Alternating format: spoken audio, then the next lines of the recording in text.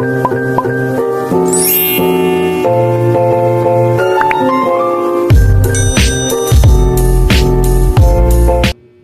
mga kapanort, meron na naman tayo dito nakalaban ng isang mahinang nilalang. At ngayon tayo nga po pala ang mag-revert sa game na ito. At dito nagkamali ako ng pag-revert dahil nailagay ko sa dulo na imbis na sa gilid. At ito, tumenta siya sa laro ito na. At titira na siya.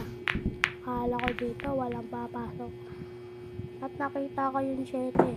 Ayun, nahulog. At sinilip ko pa nga puno. Pero hindi niya rin nahulog. At may nahulog na naman sa tiro niya.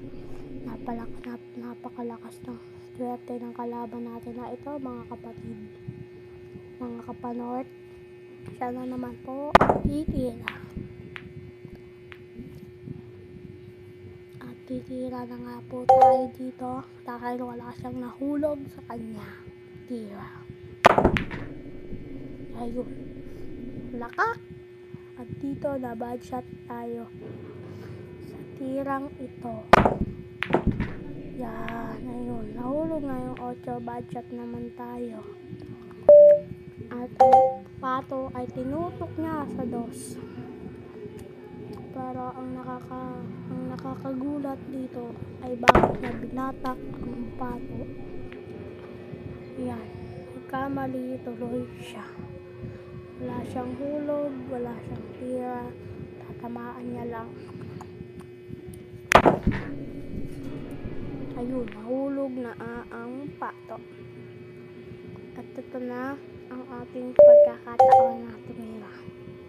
At inutok ko na ang bola at 4.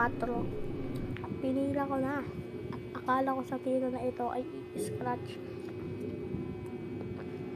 At ayun, bumenta pa nga ang number 6 sa atin. Ayan na.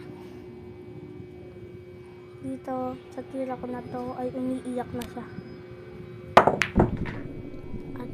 At pinapspin ko na lang para hindi tayo ma-stop. At ito ay nag-flip. Maraming salamat po sa panonood.